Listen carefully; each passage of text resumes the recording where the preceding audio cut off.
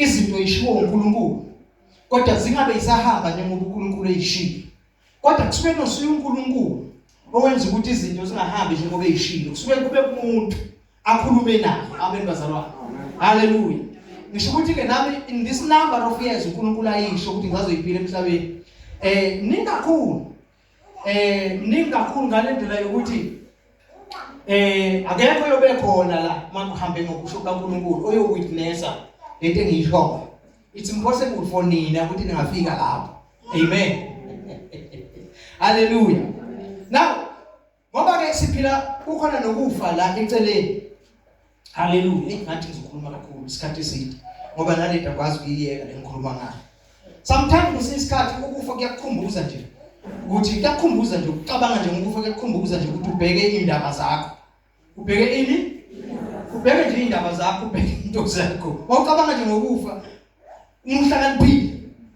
umuhlakaniphile uyacabanga ubheke eceleni kwakho, ubheke yonke into uthi kodwa yonke into mangathi ngiyahamba manje, ngizoshiya yonke into right now. Amen. Hallelujah. Malibonga igama lenkosi. So ke ngiyabona ukuthi uNkulunkulu wayekhuluma kanje, wayefuna ukuashora mina ukuthi emsebenzini wakhe anginikeze wona ukuthi ngizowenza. Amen. Ngacabanga ngokufa. Amen. Sometimes yabona mawuhamba endleleni uNkulunkulu ukunika a vision, ukunika umbono. Amen. Maka kunika umbono bamkhulu. Ubona ukuthi mkhulu lo mbono. Ngathi ku impossible ukuthi mina ngizobe ngisaphila ukuthi uphumelele lo mbono. Amen. Hallelujah. Sometimes you do try by all means njengathi nje siphethe umsebenzi, you do try by all means ukuthi let me prepare people abazothi mangidlula mina bathatha induku bagijime nayo. Amen. But ngelila ngithengihlela uNkulunkulu wangikhumbuza uNkulunkulu ukuthi ngathi nguwe njengoba manje ngathi usuthatha into usuprepare abantu abazogijima nayo wena ungasekho no angeke ugijime nayo ungasekho wena ngathi nguwe ngathi uzophila iminyaka engakanani yabona. From there akala ukuzi question angizibuze mina khumbula ilanga engakhuluma la ukuthi sisazokwakha la. Amen. Abanye bacabanga ukuthi usukukhuluma nje ngikhuluma ngoba uNkulunkulu ayikade efikile kimi ukuthi no wena usazohlala yonke lento engibonisa yona oyibonayo izokwenzeka esikhatini sakho. Amen. Hallelujah. So ke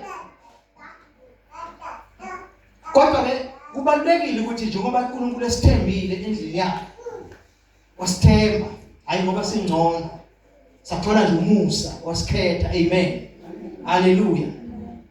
Uyena waziyo ukuthi wasikhethelana kulobu week bethu esiyibo. Amen. Hallelujah. Nalokhu ngafaneleki kwethu ukuthi ngempela singakhethwa kodwa usikhethile. Malibonga igama lenkosi. Maye uNkulunkulu ke ekunika umbono njengoba mina ngithi unginika umbono ngokuchazile umbono ngathi uNkulunkulu into angibonisa yona ongibonisa ibandla. Amen. Hallelujah. So maye ngibonisa ibandla angiqalanga nga-understand ngoba uNkulunkulu ubonisa into ongeke uyi-understand but along the way uqala uku-understand sengiyabona ke manje lento bengiyibona ukuthi isho ukuthini. Akakunidi yonke into uyi-understand yonke manje mawuhamba endleleni ningi izinto lokade ubona ungakubonisisa libe kukhanyisa okuyakubonisa ngokuzothuka ugcina ungasayangi ukwenza into athe yenza. Amen. So ke now sikhuluma ke ngebandla bazalwane. Ibandla ke ngithanda ukuthi sifunde incwadi yeBhayibheli ngoba sizofuna ukukhuluma ngebandla. Ngifuna ukufundela phezulu kwale ncwadi. Abanye amagama, we are setting the house of God in order. Amen. We are in the mission to set the house of God in order. Amen. Hallelujah. Because nomunkulunkulu ibandla elithembile, nomunkulunkulu elinikeza amandla ibandla, nomunkulunkulu elinikeze konke, nomunkulunkulu elihlobisile, elinike yonke inkazimulo lonkulunkulu, wonke amandla anikeze wona kwesimo sinibusisi. But uma ngabe ingekho order, malina lingekho well organized ibandla kaNkulunkulu, lingekho ngale ndlela uNkulunkulu afuna ukuthi libe ngakhona, amen bazalwane, it will always fail. Lizokwenza njani? Lizohluleka. Amen. Lizohluleka. Igama lenkosi malibonga. First Timothy chapter 3 verse 14. Mangiziphu. Sizohamba nje bazalwane. Lento ngokukhuluma ngayo nami ngiyayisaba. Amen. Angibathe ngiyayibalekela ibalekileke. Amen. Ezinye izinto ubona ngaloko ukuthi uNkulunkulu uyaphoqa ukuthi yithinte le ndaba. Amen. Because you try by all means ukuthi uyayibalekela but uNkulunkulu lebebeke yona. Alibebeke yona. Libese njani? Alibese njani bazalwane? Ngifuna ukuzwa ukuthi ningilalele. Alibese njani? Elika uNkulunkulu wakobe kumyalezo kimi. Mayibe kumyalezo kimi ukuthi ngikhulume ngawo ngise training. uNkulunkulu ngisukume ngikhulume ngalo myalezo. Angizange ngisukume ngikhuluma ngalo myalezo. Yabiyangidla lento lokungihlini khona lokwesaba khona nayo yonke lento. Kuthe kusuka nje kwasuka umuntu odakwe reading. Wakhuluma the same message. The same message and igilithe ngayizwa bona umuntu udakiwe. uNkulunkulu wayengitshengisa ukuthi if wena ufuna ukukhuluma into engiyikhuluma, angishoti nabantu. Bakhona abazoyikhuluma. Wasuka umuntu endakiwe wayikhuluma exactly njengoba ngizoyikhuluma. So sengisho ukuthi ke ezinye izinto uyayikhuluma usabe ukuyikhuluma kodwa uyithinte ngoba umoya kaNkulunkulu usekhuluma ngazo. Amen. Asifundeni masinyane.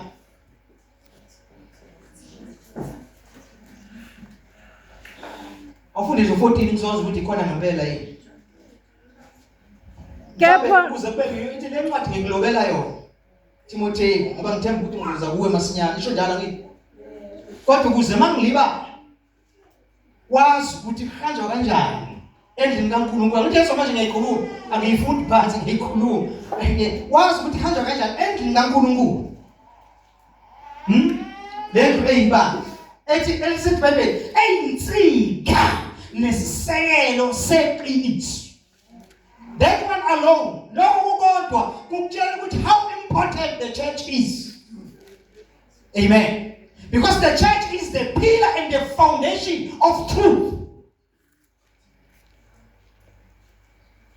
Amen. Hallelujah. Hallelujah. Hallelujah.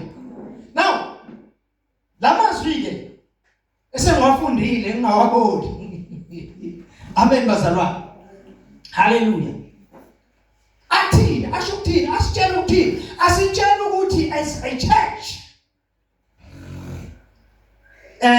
njengebandla singaba ibandla leader. Church is the leader of society. Amen. Hallelujah. Angazi mana ngizwe bakumalini noma ngibeka kahle yini angizwa kahle.